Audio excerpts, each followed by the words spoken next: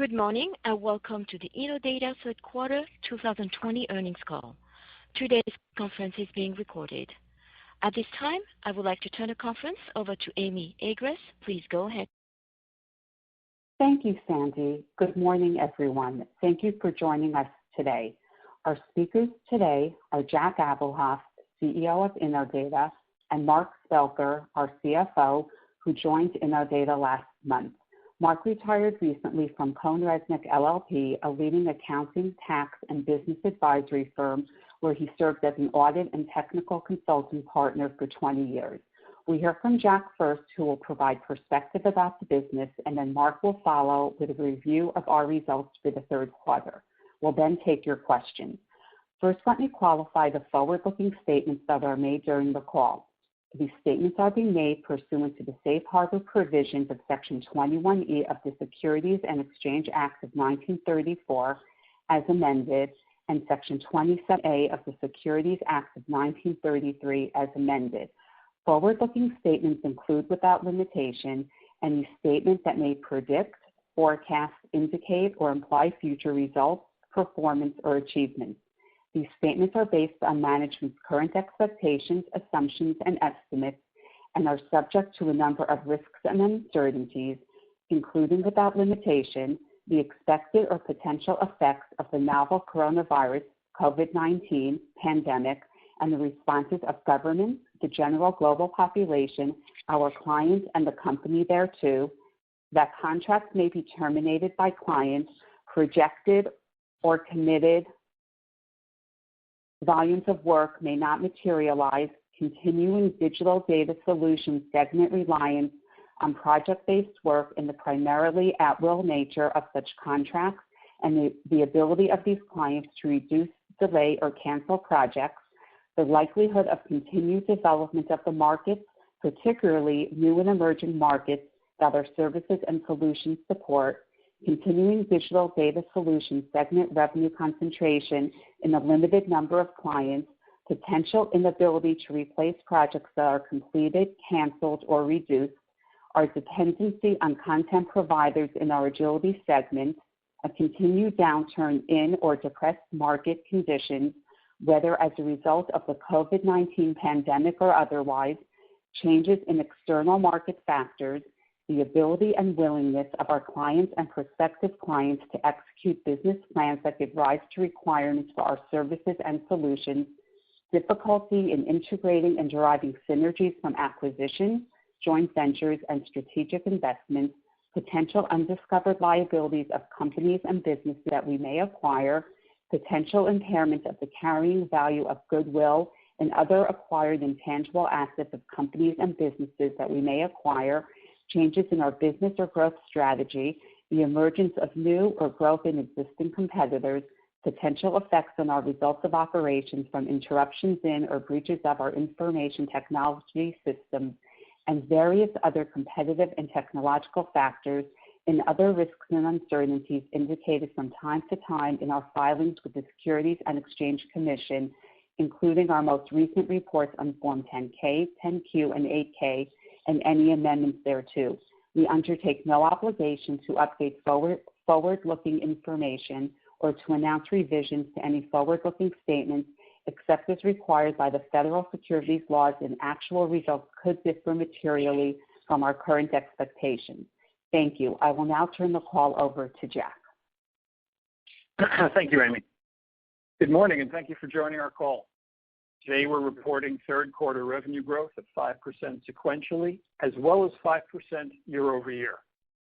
What's exciting is that based on trends across all lines of our businesses and market opportunities, and in order to position us for 20% growth in coming years, a level of growth that we have not seen for almost 10 years, our 2021 plan contemplates nearly tripling the size of our sales team and adding resources and budget to our marketing lead gen teams. As a result of operating leverage in the business, we would anticipate cash flow growth to outpace revenue growth and cover increased investment. Our confidence is grounded in the accomplishments this year. We have successfully expanded our addressable market through new product and service offerings, and we have established profit with these new offerings and demonstrated the ability to win against incumbents. Let me give you some color on what we are seeing and executing on the ground. In our core digital solutions business, we are now primarily focused on the AI data preparation market that was estimated at $1.9 billion this year and is expected to grow to $3.2 billion by 2023. We believe that this is a made-to-order market for us, in which customers prize data quality above anything else, which means we're able to bring to the task our 25 years of finely honed skills and technology that we developed to create near-perfect data for leading information companies. As a result, we're winning deals in the AI data preparation market against several incumbent providers. We launched our AI data preparation offerings late in Q4 last year, and to date we have closed 18 new customers, and we have another 20 or so in our late-stage pipeline. By the time the year is done, we expect our DDS segment to have signed approximately 40% more new business than it did last year. As an example of our execution in this segment, one of the world's largest social media companies became our client in Q2 when we beat out 17 other companies in a highly competitive 5-month-long RFP. In just 5 months, we've become one of this company's preferred vendors, and we're now running multiple projects across 7 languages. Our scope includes AI-based search classification to improve the search experience, sentiment analysis to automate content filtering, product classification engines to improve product placement for advertising, trend representation to identify trending topics on the platform, toxicity identification algorithms to identify content that violates terms of service, and misinformation identification to auto-identify fake and misleading information. We'll now turn to our platform businesses. Our Agility platform for PR and communications professionals is now ranked among the best-in-class platforms in the market today. To capitalize on this traction, we are focusing on 2 initiatives to significantly accelerate the growth in this business. First, over the course of next year, we plan to increase our direct sales headcount from this year's average of 10 to 43 by the end of 2021, and to expand marketing and lead gen to support the scaled-up sales effort. Second, we plan to expand and grow our channel partners. We grew channel revenue 23% this year, and we're expecting a higher growth next year. We are similarly excited about the prospects of our Synodex platform. Our Synodex platform is used to extract complex medical data from traditional medical records and electronic healthcare records. This year, we are integrating our document intelligence AI engines into the product, allowing us to offer our target markets a much superior solution at a competitive price point. The 26% revenue growth we achieved in the first 9 months of this year is indicative of the traction that we are seeing. Lastly, I'll confirm that we continue to be on track with the cost savings initiatives that we outlined in our last call. These cost reductions, combined with the considerable operating leverage in our business, make us comfortable that our cash flow growth should exceed our revenue growth, even with the investments in sales and marketing we are making across the board. I'll now turn the call over to Mark Spelker, our new CFO. Mark joined us just last month, so this will be his first earnings call. Mark, welcome. Thank you, Jack. Good morning, everyone. Thank you for joining us today to review our financial performance for the third quarter of 2020. Total revenue was $14.6 million in the third quarter of 2020, a 5% increase from $13.9 million in the second quarter of 2020. Total revenue was $13.9 million in the third quarter of 2019. Net income was $0.2 million in the third quarter of 2020, or 1 cent per basic and diluted share, compared to a net loss of $0.4 million, or 2 cents per basic and diluted share in the second quarter of 2020, and a net loss of $0.6 million, or 2 cents a share, basic and diluted, in the third quarter of 2019. For the first 9 months of 2020, total revenue was $42.9 million, an increase of 4% from $41.2 million for the first 9 months of 2019. Net loss was $0.6 million or 2 cents per basic and diluted share in the first 9 months of 2020. Net loss was $1.7 million or 0.07 cents per basic and diluted share in the first 9 months of 2019. Our cash and cash equivalents were $15.3 million at September 30th, 2020, compared to $10.9 million at December 31st, 2019. Thank you.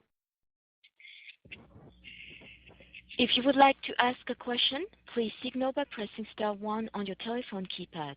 If you are using a speakerphone, please make sure your mute function is turned off to allow your signal to reach our equipment. Again, press star 1 to ask a question. We'll pause for just a moment to allow everyone an opportunity to signal for questions. The first question comes from Tim Clausen at Van Clemens Capital. Hi, guys. Hi, Jack. Just a couple of questions here. First of all, I have a banker client, and he always looks at the bottom line, and he noticed that Agility is still losing money. I guess through the 6 months they lost about $600,000 or something. Anyhow, he was just wondering, when do we expect that division to finally start making money? Hi, Tim. Great question. Thank you for that. So, the Agility business, we've, especially if you look late this year, and you'll see it, we believe next quarter also, we've gotten it in a position where we're lean and mean relative to operating costs. We're and free cash flow generation. I think, we've seen that come up, and we're going to see that next quarter as well. The important thing in the Agility business is, of course, that the operating leverage is huge. It's a SaaS business. You see 90% or so of revenue hit the bottom line. So the real key there is growth. We've achieved a tremendous amount with the product. The product is ranked as a leader in its addressable market. And it's our intention to start to, significantly expand the sales force and expand lead generation. Next year, we're even in this environment, we're seeing that the return that we're getting on sales makes economic sense. And, we think it's time to dial up revenue growth. Sure. Can you comment on the potential value of Agility if it was sold based on comparables? Sure. So, there have been a few deals that we've seen in the market over the last, 12 or, 18 months. I think one of the high comps that we saw was 5x revenue, and the median comp is about 3x revenue. Do you think realistically that you can put a 3x value on Agility? I mean, theoretically, or is that unrealistic? So I think when we look at our plans, we're looking at forward-looking, a 30% or more, forward-looking compounded annual growth rate. We think that with revenue growth, we're going to be, hitting our target margin. So we're going to be, moving into, rule of 40 territory very, very quickly. I think that the kinds of valuations we're seeing in the market for this kind of business are what we're seeing, and there's no reason that those shouldn't apply to us as well. Sure. Okay. On the bigger picture here, I guess it's all about accurate data. Can you just give some color on the logic between, radically expanding your sales force? Was it from 15 to 58, I guess it was, you said in the press release? Correct. So, we did a deep dive just this summer into, strategy in each of our businesses. And the numbers look really good, and they justify expanding sales force in all of our businesses. In the core of the business, the key for for our strategy is that we're taking exactly what we know how to do, the creation of high quality, near perfect data that used to be a requirement only of a couple of handfuls of information companies, and now is the requirement of almost any company that is embracing AI. So it's a huge opportunity for us. We're winning customers from people who have been focused on that market exclusively for some time now. We just entered that market in Q4, and we're winning. So it's clearly time to dial that up. And our confidence that the market there is expanding is confirmed by analysts who are saying that market's going to be going from 1.5 billion now to 3.5 billion in just a couple of years. And it's also you were talking about recent market comps. It's also confirmed by market comps that we're seeing right now in that market. One of our competitors, Lionbridge, sold its $200 million AI data prep business. I believe it was just last week for 5x revenue. So clearly there are a lot of sophisticated people, looking at this market opportunity and understanding it for what it is. Sure. I know you mentioned to me, offline that you've had a 70% close ratio when you're able to accuracy of your data. Is that still happening? Yeah, that's still holding up, and not we are, is that holding up? But I think we may even see some expansion in that. The only things that we seem to not close are things that just aren't moving forward for one reason or another. But when you look at just how critical high accuracy data is to successfully operationalizing AI and creating sound analytical models, people want that high quality data. It means everything. It's the difference between success and failure, or success and extraordinary success. So that's what we've been doing for the last 2 decades, is figuring out how do you create near perfect data. And AI is a broad now requirement. It's moving past experimentation stage at many businesses. It's moving beyond, voice, moving beyond images to, voice and text. And, we're just really excited to be part of that right now. Right. How about on the Syndex division? Can you give us additional color on how your relationships with these life insurance companies are going? Relationships are going very, very well. We're renewing clients as they come up for renewal. As I mentioned in the call, we've seen, looking at the past 9 months, 26% year-over-year growth. Looking out to next year, we see that growth accelerating. A couple of drivers there. We're finding some new markets for what we do. Number one. Number two, we are successfully integrating our document intelligence AI into that platform, which makes it even more powerful. So, a lot of excitement there as well. And like the other markets, we're also expanding our sales force for Syndex as well. Sure. Well, I'll do one last analogy and get off the call. I mean, the way I look at Innodata, it's almost like you guys have the only gasoline in town that is clean and makes the engines purr, and the competition has gasoline with sugar in it, and when they put it in the cars, it sputters. So, who wants to do business with people like that? Well, thank you, Tim. I'll be sure to quote you in some of our new proposals. I like the analogy. All right, great. Thanks. Okay, I'm done. Thanks. Thank you. If you find that your question has been answered, you may remove yourself from the queue by pressing star 2. The next question comes from Dana Buska at FELTL. Hi, Jack. Hi, Dan. Good morning. Congratulations on a nice quarter. Thank you so much. You're very welcome. My question is around recurring revenue and your annual contract value on your new AI contract.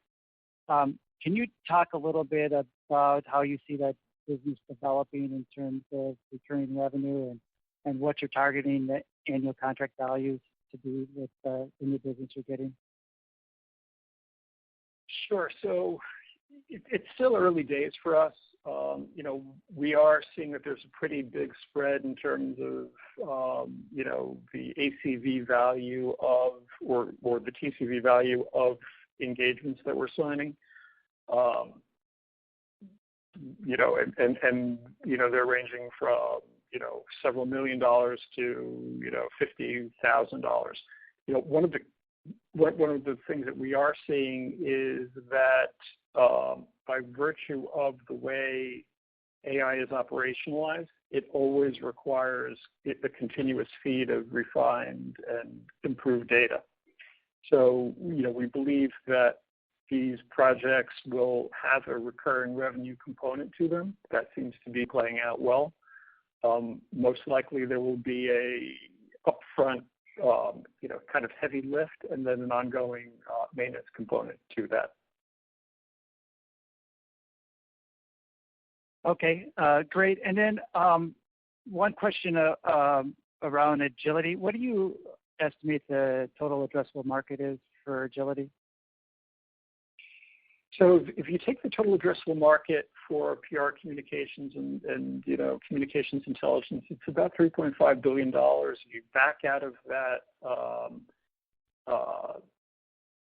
newswire, then it comes down to about $2.5 billion. So that's what I would consider our addressable market. We are reselling other newswires, that are integrated into our platform now. But, I think the core market is the targeting and the monitoring piece. And that's about, $2.5 billion. Okay. And then with the your annual contract value on that, do you have like an average or something that you target for those subscriptions that you are selling there? Yeah, so it's probably about $5,000 to $7,000, for the SaaS platform. The retention rate there is about 80% on a gross basis, but we get about a 10% uplift on in terms of increasing seats and increased content and things like that. On renewals typically.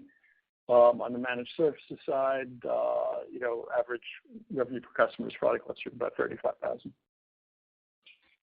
Okay. All right. Great. Well, that answers my questions.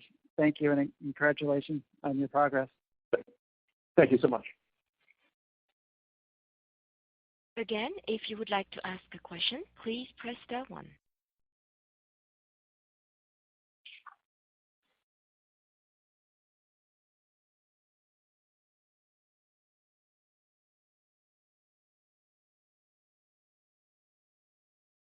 It appears there are no further questions at this time. Mr. Aberhoff, I'd like to turn the call back to you for any additional or closing remarks. Thank you, operator. So I'll quickly provide some key closing thoughts. First, we're very pleased to be able to share with you this level of confidence in our business, especially in such trying times. We're expecting to deliver growth in 2020, both on a consolidated basis and across our business segments. Looking out to next year, well, there's clearly macroeconomic risk, and it's a tough environment in which to predict how companies will budget.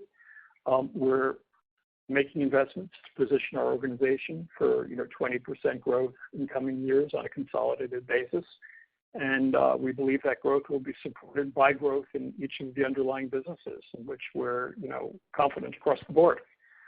We continue to have a strong balance sheet with $15.3 million in cash at the end of Q3, which was an increase of $1.8 million over Q2.